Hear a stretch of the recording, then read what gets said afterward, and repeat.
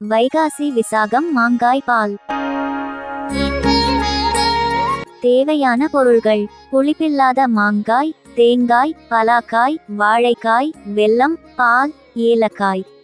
செய்முறை: 1. மாங்காய், தேங்காய், பலாக்காய் சுளை, பலாக்கொட்டை, வாழைக்காய் ஆகியவற்றை சிறு சிறு துண்டுகளாக திருத்திக் கொள்ளவும். 2.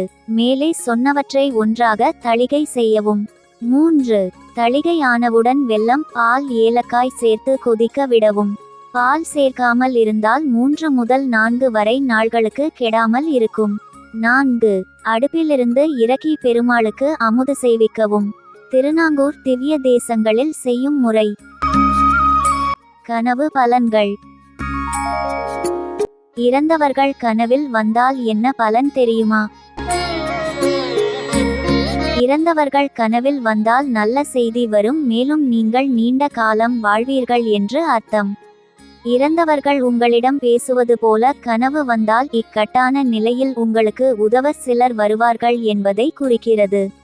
நாமே இறந்து விட்டது போல் கனவு வந்தால் நம்முடைய ஆயுள் கூடும் என்று பொருள். இறந்து போனவர்களை யாராக இருந்தாலும் தூக்கி செல்வது போல கனவு வந்தால் நன்மை உண்டு என்பதை குறிக்கிறது. சுக்கிரவார விரதம். ஒருவரது ஜாதகத்தில் சுக்கிரன் பலன் இழந்து இருந்தால் இந்த விரதத்தை மேற்கொள்ள வேண்டும். இவ்விரதத்தை சுக்கிரவார விரதம் என்றும் கூறுவார்கள். அம்பாளையும் முருகனையும் வணங்கி விரதம் அனுசரிக்கப்பட வேண்டும். சிலர் அவர்களது இஷ்ட தெய்வங்களை வணங்கி மேற்கொள்வதுமுண்டு. நவக்கிரக சந்நிதியை வலம் வந்து சுக்கிர பகவானை வணங்க வேண்டும். அப்போது மூர்க்கவான் சூரன் வாணன் முதலினோர் குருவாய் வையம் காக்கவான் மழை பெய்விக்கும் கவிமகன் கனகம் ஈவோன் தீர்க்கவான் அவர்கள் போற்ற செத்தவர் தமை எழுப்பம் பார்க்கவன் சுக்கிரன் தன் பாத பங்கயங்கள் போற்றி என்ற தோத்திரத்தை பாடி வணங்குவதனால் புகழ் செல்வங்கள் பெருகுவதோடு பாவக்கிரகங்களின் பார்வையினால் பலமிழந்திருக்கக்கூடிய சுக்கிர பகவான் தொல்லைகள் நீங்க பெற்று நற்பலன்களை அளிப்பார். பஞ்சமி திதியில் வழிபடுவதால் உண்டாகும் பலன்கள். வாராகி தேவியை வழிபட வேண்டிய நாள். அமாவாசை முடிந்த 5ஆம் நாளும் பௌர்ணமி முடிந்த 5ஆம் நாளும் பஞ்சமி திதி வரும்.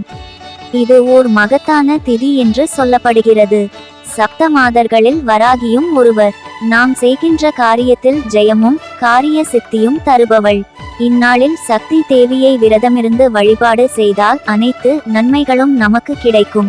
நிவேதனமாக பூண்டு கலந்து தோல் நீக்காத உளுந்த வடை அல்லது நவதானிய வடை, மிளகு சேர்த்த வடை, தயிர்ச்சாதம், மொச்சை, சுண்டல், பானகம் ஆகியவை நிவேதனமாக படைக்கலாம். குறிப்பாக ஏவல், பில்லி, சூனியம் போன்றவையால் பாதிப்புகள் ஏற்படாது. குடும்பத்தில் சுபிக்ஷம் உண்டாகும். கடன் தொல்லை, வறுமை ஒழியும்.